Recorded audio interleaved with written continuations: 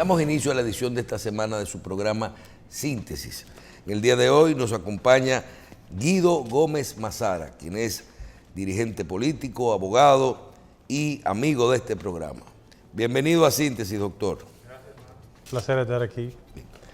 Te pedí que realizáramos este programa porque en lo personal a veces uno tiene como que, uno se involucra tanto en el día a día y las operaciones, y creo que como tú has manejado todos estos temas, creo que es momento de hacer no una reflexión, sino de una pausa y poder ver algunos temas que son de interés nacional y que nos pasan tan rápido todos los días, y que uno a veces dice, ¿dónde fue que comenzó? ¿Dónde está ahora? Y hacia dónde vamos con estos asuntos. Porque me imagino, y eso lo hemos conversado, que siempre uno persigue es el bien común, un mejor país. O sea, no se trata de hacer televisión o de hacer derecho por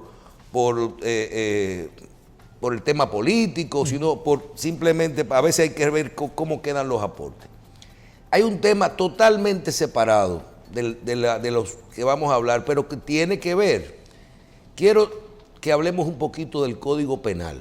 En este momento, y usted tiene también muchísimo tiempo hablando de lo que es la necesidad de la modificación del Código Penal, los años que tiene esto, el tema de involucrar las causales ahí, y ahora lo que lo prorrogó más su aprobación. Ahora parece ser que hay un anteproyecto ya con una preaprobación y que todavía tiene sus temas a ver.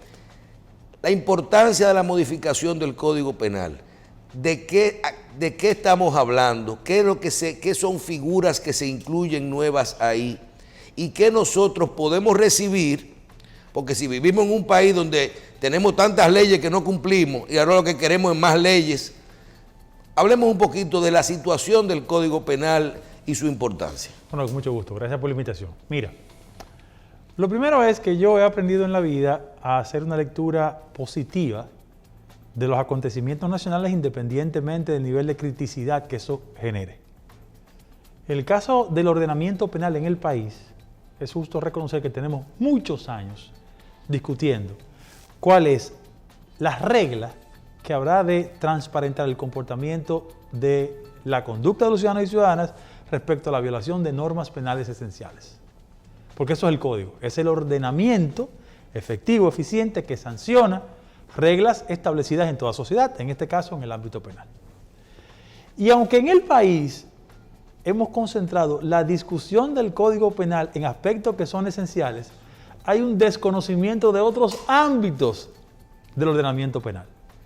¿Dónde hemos hecho más énfasis? En el tema de las causales, que ha sido el gran tema, y en el tema de las sanciones respecto al tema de la corrupción administrativa. Vamos a concentrarnos en esos dos aspectos. Uno, el aspecto de las tres causales no divide el país, divide históricamente todas las sociedades donde el tema del aborto ha sido el generador de dos grandes corrientes. Provida, por un lado, y los procausales. Aunque sin lugar a dudas yo soy una persona que favorece el concepto de las tres causales, de verdad, y lo admito de manera pública y de forma responsable, yo tengo que reconocer también que el que no piensa como uno tiene derecho a exponer sus ideas. ¿Y qué ha pasado? Que en el país, producto de una discusión, que no es verdad que es solo materia de los legisladores, es una discusión de la sociedad, se ha establecido una especie de punto en el que la Cámara de Diputados, nuestros distinguidos representantes, cuando sometieron a la consideración de los legisladores la idea respecto a las causales o no, prevaleció mayoritariamente la corriente de incorporar solo una causal a ese componente. Ese tema va a seguir siendo motivo de discusión en la sociedad dominicana. Mira, te lo pongo como ejemplo. Wade and Road, que es la decisión pro-choice, pro-life, ha dividido la sociedad norteamericana en los últimos 60 años. Y todavía hoy hay una discusión alrededor de eso. Ahora, ¿cuál es la tendencia? Que cada día más los conceptos de tres causales prevalecen en las sociedades y se imponen. República Dominicana es de los pocos países que niega la noción de tres causales en su ordenamiento.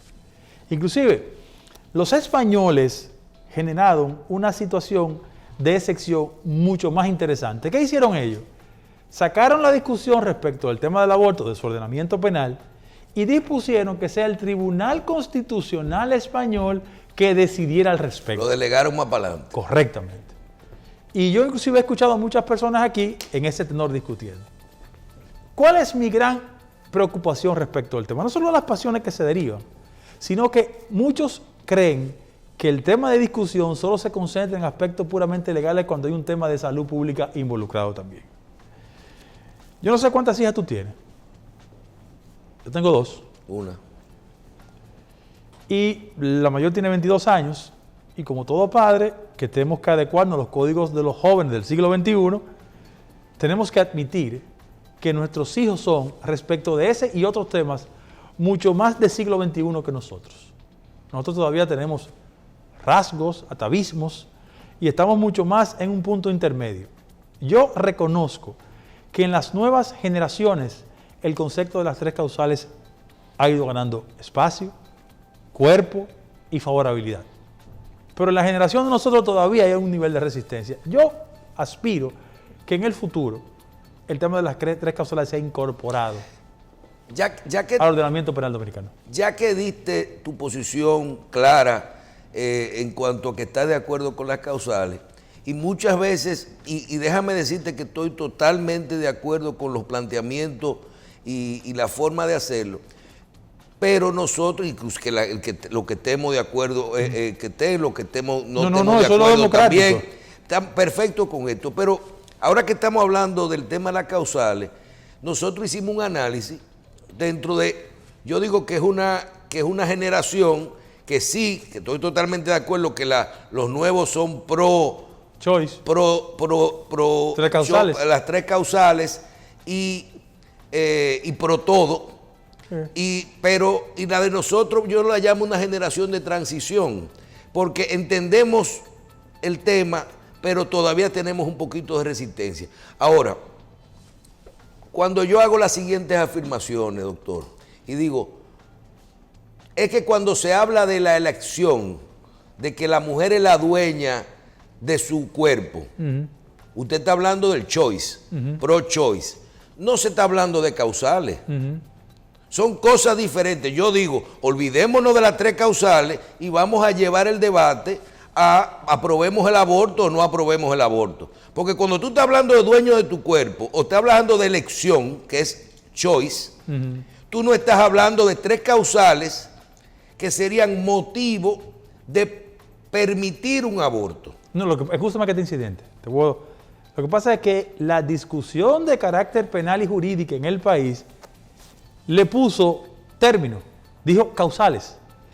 Las tres argumentaciones que habían de justificar la condición para no penalizar una práctica que en la República Dominicana está ejercida por muchos años, tiene una sanción ahí, pero la realidad de orden práctico, Michelle, tú y yo sabemos que clínicas en este país por años se han dedicado a eso. Pero está bien, pero nosotros no podemos decir que el hecho de que algo se haga mal sea correcto, o que se haga por siempre. Ahora te pregunto, vamos a suponer que tú tienes una generación que dice, yo entiendo lo que es yo no estoy de acuerdo con el aborto por elección. Es una posición que tengo. Yo soy pro vida. Ahora, cuando tú te vas a la causal y tú dices, bueno, estoy totalmente de acuerdo que si la madre se va a morir, se le apruebe el aborto. Estoy totalmente de acuerdo que si tuviéramos la puerta, el tema de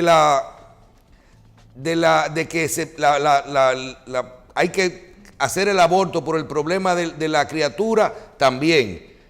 Ahora yo te pregunto, después que uno vio lo de la marihuana medicinal, que fue la introducción a 6 meses después de una marihuana recreativa, yo te digo a ti, y si a mí me da la gana de pensar, usted es abogado, doctor, y usted sabe lo que es una mujer cuando dice, ay, yo venía caminando, ay, estoy preñada, ¿y cómo yo salgo de esto? yo venía caminando ahí y me violaron, y este niño es producto de una violación. Entonces, el miedo que yo tengo en el caso de la causal de la violación es el tema de que si hoy tenemos cifras grandísimas de violaciones o de incesto, de lo que sea, entonces de que mañana la tripliquemos, porque esa es la puerta legal para permitir una cosa con la que yo realmente no estoy de acuerdo porque soy pro vida. ¿Cuál es tu opinión de esto como abogado que dice tiene algo de sentido? O sea, tú sabes lo difícil que tú probar. ¿Y cómo era? Estaba oscuro y yo no vi el Señor. Correcto. Mira, por eso los legisladores establecieron una argumentación para descansar una parte del debate en que los pro-choice, en el interregno de esta discusión, no resultamos vencedores, pero ellos dejaron una especie de ancla jurídica con la posibilidad de que hacia futuro establezcamos algún tipo de discusión. Tú, por ejemplo, incorporas un tema. Yo siempre he creído, Michelle, que estos temas hay que discutirlo con amplitud, sin ningún tipo de inconveniente, porque una sociedad crece en la medida que somos capaces de discutir los temas. Sí, pero no ven bien a uno. No ven bien a uno, te apagan, dicen, no, fulano. No, pero lo democrático es que se discutan las ideas. Bueno. Pero en el caso, por ejemplo, específico de la violación, yo quiero decir, inclusive te quiero sugerir que invites a una profesional de cualquier área, pero fundamentalmente al área de la psicología o de la psiquiatría, para que nos traduzca en el terreno práctico qué ha pasado en el país con el nivel de incestos y los niveles de violaciones. Cuando tú ves las cifras estadísticas, porque es un tema de salud pública, yo quiero sostenerlo, tú te darás cuenta que quizás en un porcentaje muy insignificante se hacen reportes de temas tan importantes y fundamentales para tocar el tema de las tres causales que tiene que ver con el incesto, en primer lugar, y en segundo lugar con la violación. Colócate en el cuadro familiar de cualquier ciudadano que por la proximidad que tiene el padrastro con la niña, incurre en molestarla sexualmente y termina embarazándola. O cualquier muchacha que sale un día a hacer ejercicio al Parque Mirador de noche o en la tardecita y encuentra a un enfermo sexual que de una forma u otra también incurre en ese tipo de violaciones. Sí, pero si se pudiera probar fácil, yo estoy totalmente de acuerdo con que se apruebe una causal. Ahora, el miedo mío es el carácter probatorio. Es la utilización de la figura para que eso ya... Es que va a ser muy difícil. Sí, pero creo que aunque el resultado en la Cámara de Diputados es como el país conoce, los sectores que abogan por las tres causales y que hacen un ejercicio de militancia van a seguir activos. Claro. Ese es un tema a largo plazo. Guido, el tema de la sanción por corrupción. Okay. Nosotros que vimos de forma rápida las informaciones, porque todo aquí es mediático, no, porque el proyecto que Pacheco manda original tiene de 4 a 6 años y el que está preaprobado es 3 años a la corrupción. Pero cuando yo veo una acusación de esa que ustedes hacen, los abogados se sientan al Ministerio Público y dice corrupción, soborno, enriquecimiento ilícito, lavado de activos, concusión. Todas esas acusaciones que se hacen, y tú sabes muy bien que el que lee la ley de lavado de activos, por ejemplo, dice, si a ti te acusan de corrupción y te cantan 3 años, y ese dinero que te encontraron, tú compraste, si lo depositaste en el banco, si compraste un carro, si compraste un apartamento, o una propiedad, o un solar, o una finca, cualquier cosa que tú hagas que no sea dejarlo en el colchón, se convierte en lavado de activos. Entonces tú dices, pero no son 3 años, son 3 más 10. Claro. Por ejemplo, la suma de penas y tu opinión con respecto a este debate que parece estúpido ahora de volver a parar el código por 3 años de eso. Vamos por partes, mira. En el ordenamiento penal dominicano, históricamente, ha prevalecido la regla de que la pena superior tumba la inferior. Siempre hay un techo de penalización de cualquier procesado. Ahora, la legislación norteamericana, y ahí hay que hacer una explicación un poco elemental a la gente, ha establecido el principio que se llama el cúmulo original de infracciones. ¿En qué consiste eso? Que en los Estados Unidos, o donde prevalece la noción del common law, se hace una sumatoria de penalidades que incrementa esencialmente los castigos, por ejemplo. Entonces, ¿qué pasa? Que lo que ha hecho el nuevo ordenamiento penal es asimilar esa experiencia del common law para hacer mucho más trascendente la penalización del factor de corrupción, aunque inicialmente tenga una pena que parezca insignificante. Y yo siempre trato en este tipo de programas de ser muy explícito.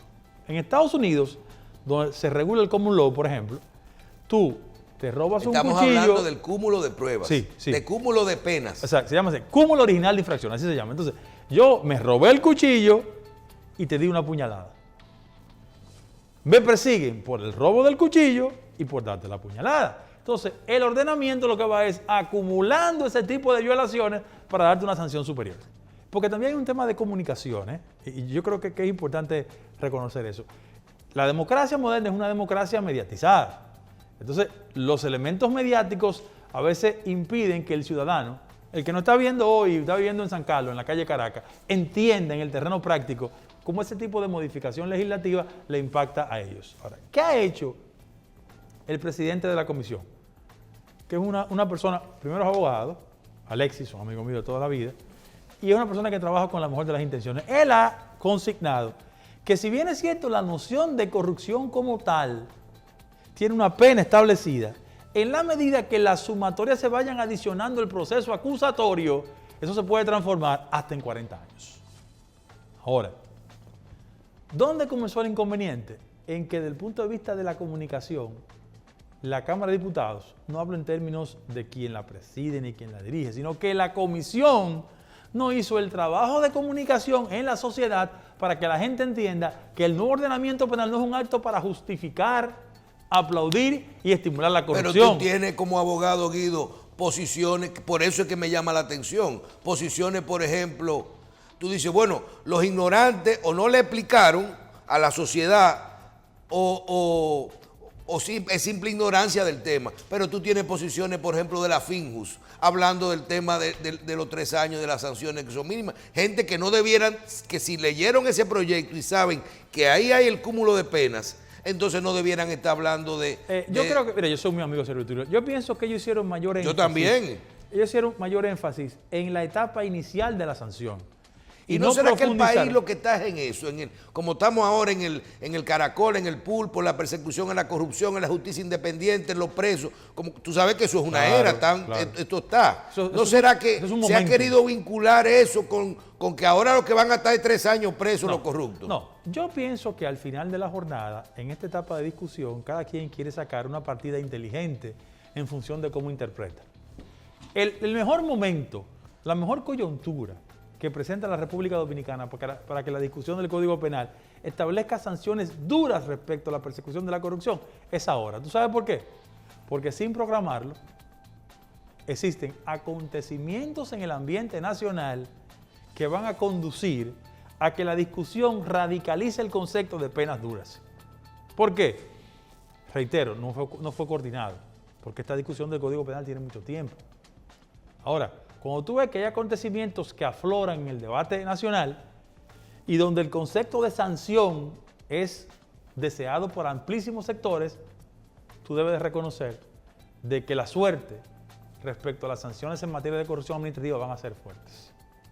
Y yo saludo la participación de todos los sectores, pero yo creo que cuando hablamos de las personas que están siendo imputadas en el proceso, ese componente, el detalle, los escándalos, las averiguaciones, la información existente, va a contribuir con una profundización de las penas en materia del Código Penal. Guido, un compañero nuestro, auditor y experto sobre todo, yo le digo el experto en ética, Andrés Terrero Alcántara, nos decía que la corrupción desde el punto de vista de auditoría, de pruebas, es muy difícil de probar. independientemente de que se cometan los actos Claro. o no. No estamos defendiendo ni de ninguna forma apoyando ningún acto de corrupción o que sea indebido. Pero cuando tú te pones a ver, y es cierto, lo difícil de probar la corrupción, a veces digo, solamente los que se pasaron, y tú dices, bueno, olvídense de llevar todos esos procesos que son costosísimos, vamos a recuperar el patrimonio, solamente tírale una comparación de impuestos internos y de presentación de funcionarios públicos a todos los funcionarios existentes y anteriores. Y a todos, donde haya discrepancia de que de dónde salió esa casa, ahora que lo vemos, por ejemplo, con los militares, que muchas propiedades, muchos... ¿Se sacó la lotería? No. ¿Heredó un dinero? No. Entonces, un momentico, señor, deme ese dinero. Esa parte probatoria con lo difícil, tú compartes esto y compartiría la teoría de que si lo que queremos es sanciones, vuelvo siempre a algo que tú y yo hablamos, a un famoso gángster americano que al final terminó preso por la evasión fiscal, por impuestos, no por lo que hacía. Al Capone. Al Capone. Te pregunto, ¿y no sería más fácil si lo que queremos es recuperar lo robado y que los culpables vayan a la cárcel? Decir a todo el mundo, si tu patrimonio no da, devuélvemelo y tú estás preso por enriquecimiento ilícito. Vamos. Quitarle toda esa figura que lo que hacen es que los procesos se caigan. Ok, vamos por partes. Mira, el argumento de Terrero tiene validez porque jurisprudencialmente el fundamento de una acusación en materia de corrupción administrativa tiene mayor fortaleza como resultado de las auditorías. ¿Por qué? Porque el órgano constitucional llamado a establecer si usted manejó los fondos correctos o incorrectamente se llama Cámara de Cuentas. Y esa certificación ética que da la Cámara de Cuentas es la que fundamenta un proceso acusatorio. Por eso la gran discusión aquí es que gente ha querido tener su Cámara de Cuentas para no tener problemas posteriores. Eso no implica que la Contraloría General de la República no haga las auditorías. Y que no sean válidas. Y que no sean válidas. Porque esa es una duda que tiene la gente. Pero no. Entonces, ¿qué pasa? Hay muchas auditorías que si emanan de la Contraloría y son ratificadas, validadas por la Cámara de Cuentas, no tienen problema. Y el argumento siempre ha sido que la Cámara de Cuentas no tiene el personal para ser efectivo y eficiente, y sobre todo los recursos, de empujar cuantas auditorías sean necesarias. O de que maquillan las auditorías. Sí, ahí voy. Entonces, ¿qué pasa? Que como ese componente es un componente restrictivo, el de la Cámara de Cuentas, la mayoría de las personas que son acusadas, procesadas, imputadas en procesos que el país conoce perfectamente o previo a ello, su fundamento de defensa consiste, 1, en anclarse en el artículo 146, inciso 3 de la Constitución, que dice que todo servidor público que ingresa a la función tiene que hacer su declaración a la entrada y a la salida. Y cuando no hay una correspondencia entre ingresos, estilos de vida y tú puedes demostrar tus incrementos patrimoniales, ese es el punto de partida de acusaciones. Y yo te voy a hacer un ejercicio muy elemental. Todos en este país tenemos lo que yo llamo la auditoría visual. Michelle trabaja en la alcaldía de San Pedro de Macorís, gana 5,000 pesos, pero su estilo de vida no se corresponde con los 5,000 pesos. O lo cambió. Esa es la sospecha visual. No, porque por ejemplo, tú dices, por ejemplo, tu estilo de vida, tú fuiste consultor jurídico del Poder Ejecutivo, era el mismo o mejor antes que durante y después. Eso no cambió porque eso iba acorde con tu vida. Sí. Yo vi un funcionario el otro día que viajó en un vuelo oficial del Estado del Gobierno Dominicano y tuvo que pagar su pasaje porque esa persona siempre ha viajado en primera clase. Claro. ¿Tú entiendes? Eso es que dijo, pagó su vuelo. Por su bolsillo. ¿Tú entiendes? Porque ahora no se viaja en primera clase. No. Entonces... Ahí voy. Entonces, mira. Frente a ese hecho, arranca el proceso de auditoría visual. Ahora, eso en justicia no es demostrable.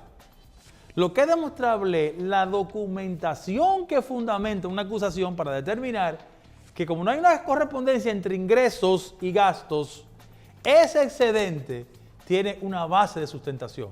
La acusación que en la República Dominicana hay una sentencia sumamente interesantísima, dictada por el magistrado Ortega Polanco, en ocasión del caso de Odebrecht, donde decía que cuando un servidor público tiene ingresos y sus estilos de vida y su estructura financiera no se corresponde y no hay una relación entre ingresos y gastados, hay lavado, de arrancada. Ahora, vamos a entrar en una etapa de sincerización. ¿Tú crees que mucha gente en este país, respecto del ingreso que recibe formar, tiene estilo de vida que se corresponda con eso? Nadie. Mira, pocos. Y ahí comienza una parte, el morbo, y otra, hasta dónde funciona la justicia. Y yo voy a ser preciso. Los procesos que se han llevado desde Odebrecht hasta la fecha han replanteado la observación, no solo desde el punto de vista de la persecución de la corrupción, sino a cuáles estamentos llega la persecución de la corrupción. Mira por qué. Olvídate de la actual coyuntura. En este país, en los últimos 25 años, la justicia, producto de situaciones de carácter internacional que han tocado la República Dominicana, ha podido demostrar que ya a gente que según uno le presumía que era inalcanzable, la justicia la alcanzó. Léase, los banqueros. ¿Tú recuerdas? Sí. O sea, hace 25 o 30 años en este país Nadie se imaginaba que eso iba a pasar. Pasó. ¿Y qué hace eso? Eso fertiliza el terreno para otro tipo de persecución. Cuando tú llegas al terreno práctico actualmente, la gente dice, bueno, como hay políticos, hay un componente de política en las persecuciones. Hay una frase de Balaguer famosísima que no se corresponde con este contexto, que decía que aquí no había presos políticos, sino políticos presos. Bueno, en el caso actual, yo no creo que haya una persecución política. No. Han intervenido dos factores. El de la observación ciudadana, que se crispó y que electoralmente sancionó eso, y la inserción de autoridades en el ámbito del Ministerio Público que tienen el sentido de independencia para hacer las cosas que la observación ciudadana ve como indecente y los documentos que traen. Porque y no hay que agregarle a eso la voluntad de un presidente, vamos a decir de un presidente de un gobierno de lograr esos cambios. No, mira, es que el presidente de la República, desde que dijo justicia independiente, prendió el vehículo de hacer las cosas correctas en ese ámbito. Michelle, yo quiero decir para que la gente se recuerde, la última referencia de Procuraduría General que tenemos, antes de esta, venía del Comité Central del PLD. O sea, quien era el procurador anterior era miembro del Comité Central. El actual presidente de la Suprema Corte de Justicia era el miembro del Comité Central del PLD. Entonces, en el país, producto de una vocación institucional y de factores... ¿Y anterior a ese procurador quién era? A ese presidente de la Suprema, ¿quién era? Mariano Germán. ¿De la oficina de quién? Es un abogado vinculado a Leonel Fernández, totalmente. No, pero sigue para atrás. Si no vamos por ir para no, atrás y si para no atrás. vamos a los procuradores, pero, no, entonces el cambio lo hizo Luis. No, lo que te estoy diciendo es que la toma de conciencia en la ciudadanía estableció la posibilidad de que eso no era posible. Y eso encontró a Luis Abinader de candidato presidencial, ganó las elecciones y él prendió el vehículo de la independencia del Poder Judicial. En este caso, el Ministerio Público. Yo te puedo decir que tanto Camacho, el magistrado Camacho, como Jenny Berenice, son el producto de un proceso de institucionalización del Ministerio Público durante los gobiernos del PLD. O sea, nadie puede decir que ellos son activistas políticos. Pero Camacho estaba ahí mismo antes. No, tiene desde los gobiernos del PLD. Ajá, pero estaba en la... Pero, o sea, ha hecho carrera institucional como Jenny. Jenny comenzó en los gobiernos del PLD de Leonel Fernández en Santiago. Hizo la escalera. O sea, nadie puede decir que son personas que andan en persecución de carácter política o militante. Peor aún, todo el mundo sabe que las ideas de la Procuradora General de la República están muy lejos del PRM. Sí. Muy lejos del PRM, porque ya tenía una militancia política de izquierda. La gente lo sabe perfectamente. Entonces, ¿qué ha pasado? Que cuando yo te recordé de que hace 20, 25 años era impensable que algunas personas sean procesadas, en la actualidad le ha tocado la puerta a los procesos a gente que efectivamente se entendía que estaba fuera de la sanción. Porque salvo el caso de Cuervo Gómez y salvo el caso del ex jefe de las Fuerzas Armadas durante el gobierno de Leonel Fernández, por el caso Tucano, en este país hay una tradición de no perseguir desde el punto de vista de la corrupción administrativa a los militares. Ese otro cambio. Exacto. Entonces, ¿qué ha pasado ahora? Que sobre el cambio concentrado en un Ministerio Público independiente, llegó un cambio donde está llamando a las personas, mira, la presunción de inocencia prevalece. Mira, por ejemplo, que no se nos quede el tema. Usted habló de la magistrada Miriam Germán. Y a mí me llama la atención, y yo te diría a ti, si ella no hubiera, cuando ella dio sus opiniones sobre el inicio del caso, en el inicio del caso de Brecht, tú recuerdas, ¿verdad? Y cuando ella habló se hablaba de su relación con Víctor Díaz, que ella dijo, yo soy amigo, algo así. Sí. En ese contexto, si no hubiera ocurrido la entrevista de ella en el Palacio, donde se le maltrató, no hubiera sido vista igual en el día de hoy.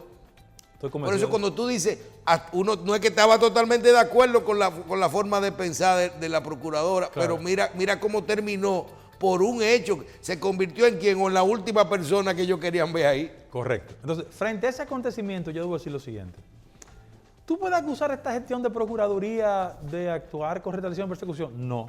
Inclusive, uno de los problemas que tiene la Procuraduría en términos de actuación es que el ciudadano que no conoce de derecho tiene una velocidad respecto a los procedimientos de persecución de la corrupción que no empalma en la tranquilidad, la serenidad y el tiempo que se ha tomado el Ministerio Público. Mira, mi querido amigo Michel, ¿tú sabes quién fue que depositó la denuncia del hoy caso Caracol? ¿Tú sabes quién se llama? Fui yo.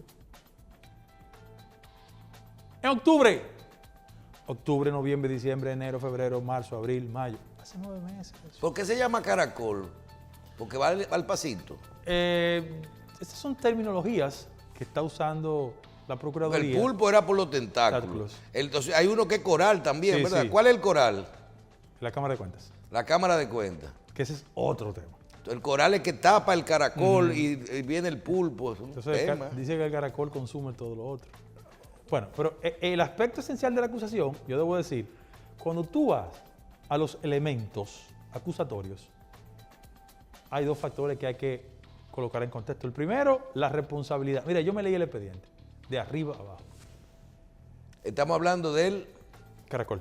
Caracol. No hay forma humana, que derroten la acusación del Ministerio Público. No hay forma humana. ¿Qué fuiste tú que la hiciste? No, yo hice la denuncia. La denuncia, ok. La etapa de investigación la hizo el Ministerio Público. Y la convirtió en una acusación. La acusación. Entonces, no hay forma humana de salir de eso. Humanamente hablando, ¿eh? Ahora, de que la presunción de inocencia tiene que prevalecer, claro. Que hay que respetar el debido proceso, clarísimo. Y que yo creo que las actuaciones de muchos abogados ultracompetentes que están al servicio de los imputados es legítima y hay que respetarlo. Ahora, Michelle, en el país hay que hacer conciencia de que no era posible reducir el ámbito de la persecución de la corrupción a los civiles. O sea, es verdad que hay partidos y que han existido partidos con exponentes de la corrupción, de todos los partidos en todos los gobiernos, ¿eh? De todos los partidos en todos los gobiernos, en lo que yo no he participado y en el que participé. Ahora, el combate a la corrupción no puede quedarse solo en el ámbito de lo civil. Oye, ¿acaso López Portillo no fue pieza de escándalo porque el negro Durazo, un jefe de policía que tuvo, era un exponente de los niveles de corrupción? ¿Y qué era Noriega en Panamá? ¿Cuál ha sido la acusación histórica contra Humberto Ortega? ¿Qué pasa con algunos militares venezolanos? El jefe de la inteligencia de los gobiernos de Chávez, el general El Pollo, le dice, ha estado acusado de un sinnúmero de situaciones difíciles. Entonces, en América Latina, mira, el expresidente guatemalteco, que está preso junto a su vicepresidenta, ¿tú sabes por qué él se hizo popular? Porque siendo coronel en la frontera de Guatemala con México, detuvo al Chapo Guzmán. Y el Chapo le hizo un ofrecimiento y él dijo, no, yo no hago eso. Y salió de ahí a hacer una campaña como un hombre serio, respetuoso. Y cayó preso por corrupción. Es decir, en América Latina... O sea, que la gente cambia. A lo mejor siempre fue así. Lo que pasa es que en América Latina... la oferta del Chapo no fue verdad. O le cogió miedo a los americanos. Qué sé yo. De todas formas, lo cierto es que en este esfuerzo ciudadano, en el que las cosas tienen que encarrilarse desde el punto de vista de la persecución de la corrupción, no puede haber gente excluida. Y mira, no es intención de dañar al mando militar. Aquí la mayoría de los oficiales son personas correctas, ultra preparadas, decentes, con vocación de servicio. Ahora, en el mando militar pasa como en el sector de la política, como en otros sectores, como el de la comunicación, que por comportamiento incorrecto de 2 o 3 no se puede generalizar. Pero mira, Michelle, yo te invito a que tú leas in extensa la acusación. Situaciones difíciles, ¿verdad? Se cae. Sí, situaciones difíciles. Ahí hay gente que va a tener que explicar muchas cosas. ¿Tú crees que la operación de Coral está más sustentada, y eso lo hemos hablado de otros temas, de que la misma operación de Odebrecht y la operación del Pulpo? De todas las acusaciones que yo he visto y he leído, le he leído todas, la que está mejor sustentada es la Coral.